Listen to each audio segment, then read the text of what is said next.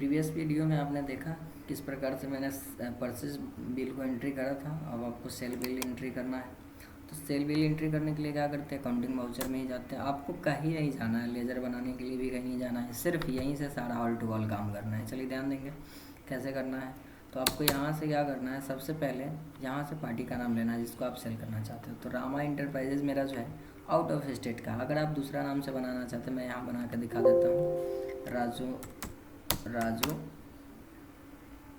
Mobile shop, इस तरह से राजू मोबाइल शॉप के नाम से मैंने एक बिल बनाया। अब यहाँ क्या करते हैं, यहाँ राजू मोबाइल शॉप मेरे लिए क्या है, तो राजू मोबाइल शॉप मेरे लिए सैंडल डेप्टर्स है, क्योंकि इसको मैं सप्लाई दे रहा हूँ, ये हमसे सप्लाई ले रहा है। ये बिहार के अंदर का है या बिहार के बाहर, तो हरियाणा का नहीं है, ये सपोज़ दिल्ली का है कि मैं इसको दिल्ली में मटेरियल भेज रहा हूँ। बिहार से मटेरियल कहाँ जा रही है, दिल्ली। अब क्या करते हैं, यहाँ पे रेगुलर ये जीएसटी नंबर, अब बिना जीएसटी नंबर का आप जो है बल्क में मटेरियल नहीं भेज सकते हैं। तो अब यहाँ से दिल्ली का आपको पिन कोड पता होना चाहिए। दिल्ली को 7 है। जीएसटी नंबर का आगे का जो कोड होता है वो EIXPK 7882MZ1J। इस प्रकार से मैंने 15 डिजिट कंप्लीट करा और इसको एक्सेप्ट कर दिया। अब आपको क्या करना है, राजू का एड्रेस आपको डालनी पड़ेगी, तो डाल दीजिए नोएडा दिल्ली, है ना। मोबाइल नंबर वगैरह भी डिमेंशन करना है तो कर दो, बिल पर अच्छा लगेगा। सेल इनवॉइस ऑलरेडी यहाँ बना हुआ था, आप नहीं अगर बनाने आता है तो आप इस प्रकार से देख सकते हो। सेल्स अकाउंट सपोज़ मैं यहाँ पे 18% ले लेता हूँ, आप नहीं भी लोगे कोई दिक्कत नहीं है। आपको क्या करना है, मैं सिर्फ समझाने के लिए बना रहा हूँ। सेल्स अकाउंट, और यहाँ से आप गुड्स चूज करोगे इसमें और एक्सेप्ट करा दोगे, ये हो गया। यहाँ से देखो जियो का मैंने मोबाइल परचेज़ करा था, हमको सेल करने हैं, तो सेल तो वीवो का मोबाइल भी आप सेल कर सकते हो, जियो का भी कर सकते हो। तो यहाँ से जियो का मैं सेल कर रहा हूँ। जियो का 100 पीस वैशाली में है, मेरा 50, मैं इसमें से 50 पीस सेल कर देता हूँ। 1200 का मैंने परचेज़ करा था, 1500 में मैं इसको सेल कर देता हूँ। अब क्या करना है इसको, अब आप इस तरह से कर सकते हो।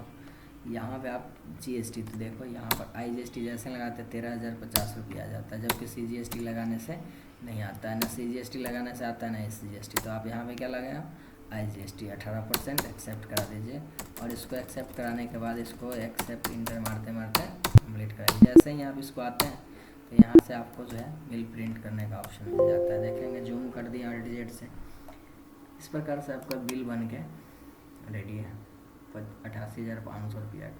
अब जैसे ही आप इस बिल को एक्सेप्ट कराओगे, 88,500 का बिल एक्सेप्ट हो गया, तो यहाँ पर देखेंगे बैलेंस शीट पर जब आप आते हैं तो आपके पास कुछ यहाँ पर जो है लायबिलिटी दिख रहा है 1,33,500 का। 1,33,500 में 8100 ड्यूटी एंड टैक्सेस है, और जबकि 1,41,000 रुपया का आपका जो है अंबानी ग्रुप का आपका ड्यूज़ है।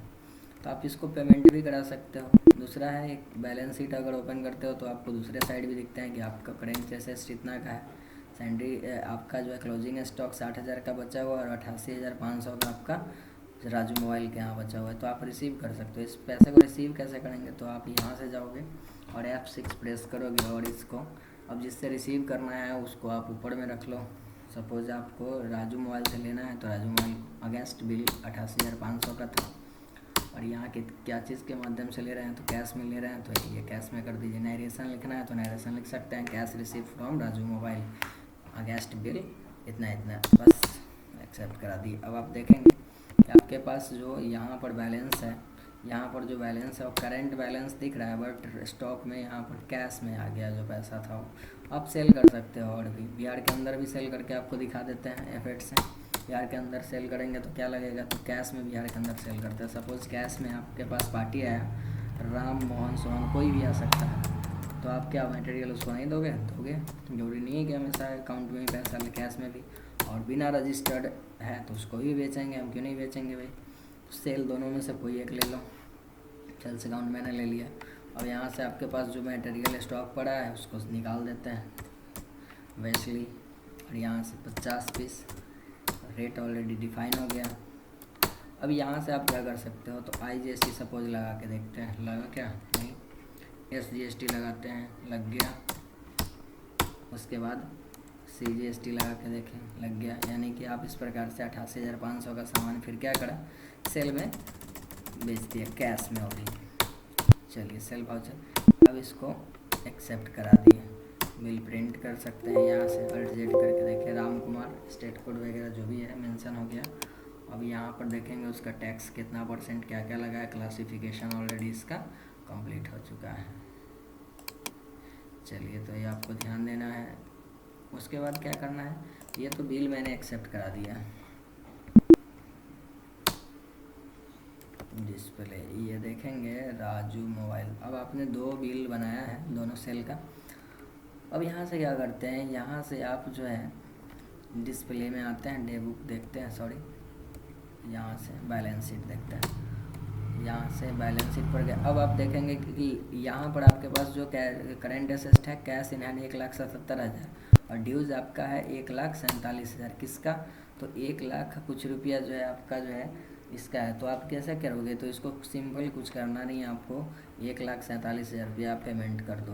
1,47,000 पेमेंट कर दो किसको, अंबानी ग्रुप को। F5 बटन प्रेस करके अब अंबानी ग्रुप अगेंस्ट आपने जो माल खरीदा था उसके अगेंस्ट है कैश, क्योंकि बैलेंस आपके पास कैश में एक्सेप्ट करा दिए। अब आप ये देखेंगे, अब बैलेंस शीट पर आते हैं तो आपके पास जो बैलेंस बची हुई कितना है, तो अभी भी आपके पास जो लायबिलिटी है वो लायबिलिटी देख रहे हैं कि 5400 रुपया आपके ऊपर कर्ज है, जबकि 30,000 रुपया आपको प्रॉफिट हुआ है। 5400 रुपया लायबिलिटी कैसे है, तो यहाँ देखेंगे कि 13,500 रुपया आपके पास ड्यूटी एंड टैक्सेस का है, जिसमें आपने SGST और CGST मिलाकर टोटल ग्राहक से जो कलेक्ट किए हैं 6750 रुपया और 6750 रुपया मिलाकर 13,500 आप जो है टैक्स ग्राहक से वसूल किए जब आपने मटेरियल सेल करा। और आपने जिस समय खरीदारी की थी उस समय 8100 रुपया ही टैक्स भरा था।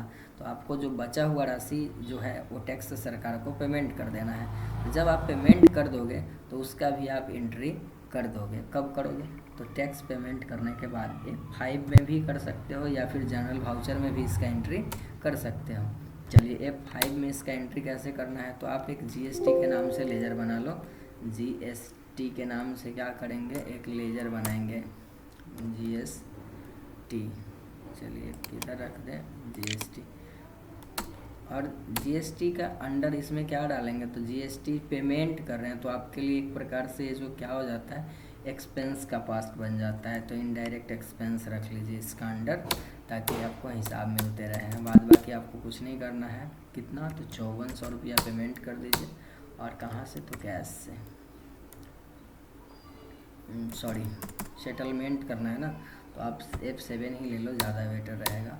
और यहाँ 5400 रुपया, और किस अकाउंट से आपको पेमेंट करना है, तो 5400 रुपया आपको लायबिलिटी से निकालना है। तो आपको IGST पेमेंट कर रहे हैं तो SGST से आप ले सकते हो क्रेडिट 2700 रुपया, और CGST से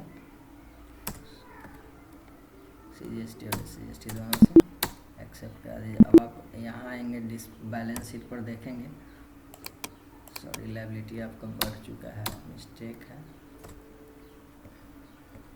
एंट्री को पलटना पड़ेगा थोड़ा सा। आपको कुछ नहीं करना है, डिस्प्ले में जाइए, डेबुक खोलिए और फिर से जनरल वाउचर को चेंज कर दीजिए। GST जो है आपको यहाँ से GST में क्रेडिट करना है ना, तो GST में पैसा जमा करना है, तो यहाँ से आप CGST ले लीजिए 2700, और उसके बाद डेबिट में ही SGST 2700, और यहाँ क्रेडिट में आपको क्या करना है, क्रेडिट कर लेना है GST को 5400। अब आप बैक जाकर बैलेंस शीट पर देखेंगे तो आपका जो यहाँ पर जो दिख रहा था वो आपको ख़त्म हो चुका है। इस प्रकार से आप क्या करते हैं, नेट प्रॉफिट भले ही 5400 दिख रहा है बट आपका एक्सपेंस भी है। चलिए तो इनडायरेक्ट एक्सपेंस कितना है, इतना, तो आप इसको जो है या तो इनडायरेक्ट एक्सपेंस दिखा सकते हैं। तो ये इस प्रकार से आपने कमाया भले ही था 34,500, लेकिन सरकार का जो टैक्स है वो आपने पेमेंट कर दिया। इस प्रकार से आप क्या करते हैं, बिल्स तैयार करते हैं।